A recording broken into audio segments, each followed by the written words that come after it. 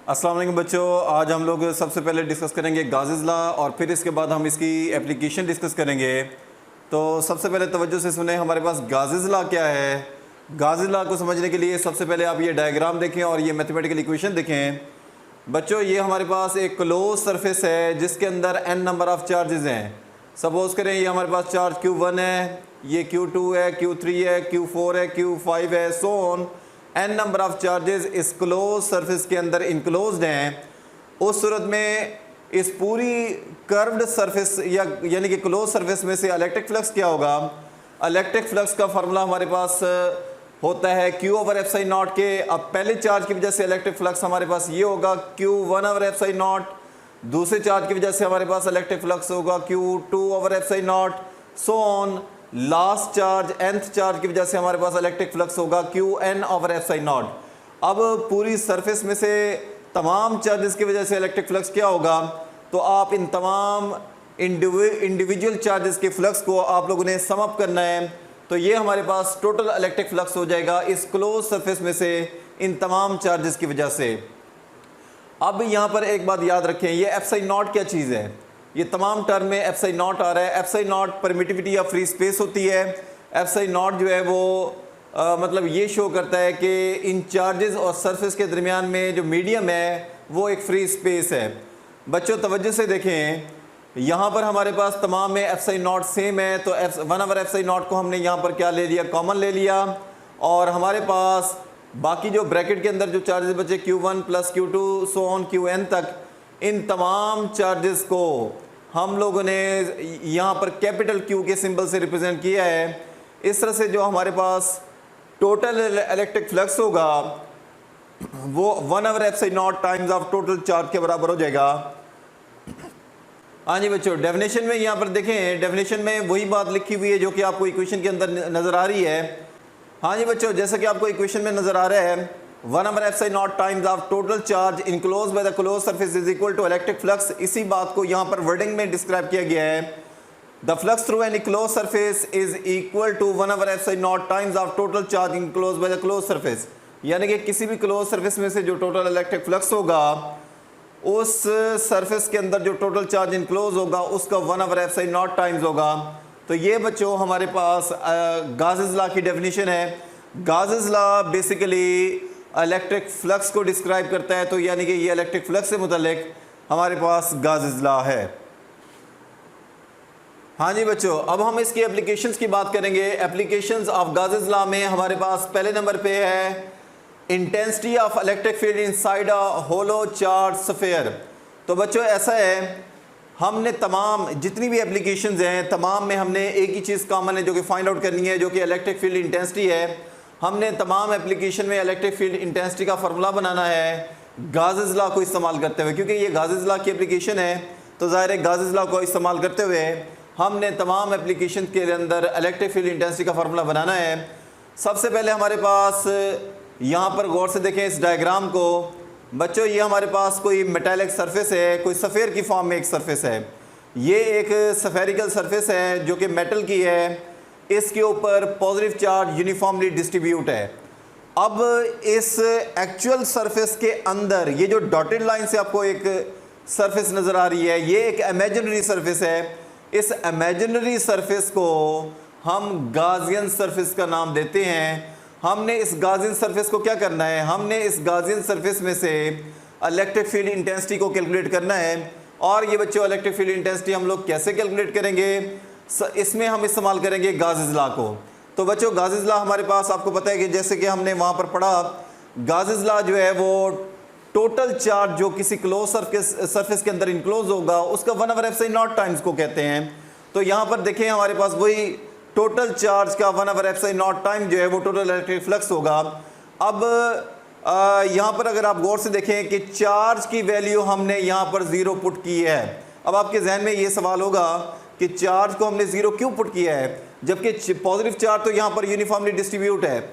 बच्चों याद रखें, ये जो गाज़िस लॉ के अंदर ये वाला जो चार्ज होता है, ये उस चार्ज को रिप्रेजेंट नहीं करता जो कि इस सरफेस के बाहर डिस्ट्रीब्यूट है। क्योंकि यहाँ पर गाज़िस लॉ में ये मेंशन है, ये वो चार्ज है जो कि क्लोज सरफेस के अंदर इनक्लोज्ड हो।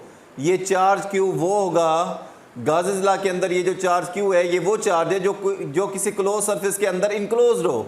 लेकिन इस गाजियन सरफेस के अंदर तो कोई चार्ज इनक्लोज नहीं है, चार्ज तो बाहर है। तो ये वाला चार्ज जो है वो बाहर वाले चार्ज को रिप्रेजेंट नहीं करता, ये चार्ज उस चार्ज को रिप्रेजेंट करता है जो कि इस क्लोज सरफेस के अंदर इनक्लोज होना चाहिए था। क्योंकि क्लोज सरफेस के अंदर तो कोई चार्ज इनक्लोज ही नहीं है, इसलिए हमने इसको ज़ीरो पुट किया है। जब आप इसको ज़ीरो पुट करेंगे तो ये सारा हमारे पास इलेक्ट्रिक फ्लक्स ज़ीरो हो जाएगा। तो ये हमारे पास इक्वेशन नंबर 1 बन गई। अब इसके बाद देखें हमारे पास इलेक्ट्रिक फ्लक्स का एक फार्मूला तो ये है जो कि गाजेस लॉ से Q over epsilon naught. Electric flux का दूसरा फार्मूला होता है Q is equal to E dot A। तो ये इलेक्ट्रिक फील्ड इंटेंसिटी और एरिया का डॉट प्रोडक्ट होता है। बच्चों जब इलेक्ट्रिक फ्लक्स की ये वाली फॉर्म ज़ीरो के बराबर हो जाएगी तो ये वाली फॉर्म भी ज़ाहिर है ज़ीरो हो जाएगी, इसलिए हमने यहाँ पर लिखा है E और A का जो डॉट प्रोडक्ट होगा वो भी हमारे पास ज़ीरो हो जाएगा। यहाँ पर याद रखें, यहाँ पर area is not equal to zero, यानी कि यहाँ पर सरफेस तो एग्जिस्ट करती है तो इसलिए एरिया ज़ीरो नहीं हो सकता। तो फिर क्या ज़ीरो होगा? तो फाइनली आप ये बात कह सकते हैं कि इलेक्ट्रिक फील्ड इंटेंसिटी जो है वही यहाँ पर ज़ीरो होगी। तो ये हमारे पास बच्चों इलेक्ट्रिक फील्ड इंटेंसिटी हमने पहली एप्लीकेशन के अंदर कैलकुलेट की है। अब बच्चों इसके बाद हमारे पास है दूसरी एप्लीकेशन। दूसरी एप्लीकेशन जो है वो इसमें है electric intensity due to an infinite sheet of charge. मतलब क्या है, तवज्जो से देखें आप लोग, ये हमारे पास एक शीट ऑफ चार्ज है। ये शीट ऑफ चार्ज को उसने कहा कि ये इनफाइनाइट है, यानी कि इसकी बाउंड्री नहीं है। हमने तो यहाँ पर तो आपको बजाय लग रहा है कि हमने बाउंड्री ड्रा की हुई है, लेकिन एक्चुअली वो ये कह रहा है ये हमारे पास शीट ऑफ चार्ज इनफाइनाइट है, तमाम साइडों पे ये ख़त्म नहीं हो रही बल्कि इन्फिनिटी तक जा रही है। और इसके अंदर ये जो सिलेंडर आपको नज़र आ रहा है, एक्चुअली ये जो सिलेंडर है ये हमारे पास गाजियन सरफेस है। ये हमारे पास क्या है बच्चों? ये हमारे पास गाजियन सरफेस है। यहाँ पर गाजियन सरफेस जो है वो हमारे पास स्फेरिकल फॉर्म में थी, लेकिन इस एप्लीकेशन के अंदर गाजियन सरफेस जो है वो सिलेंडर की फॉर्म में है।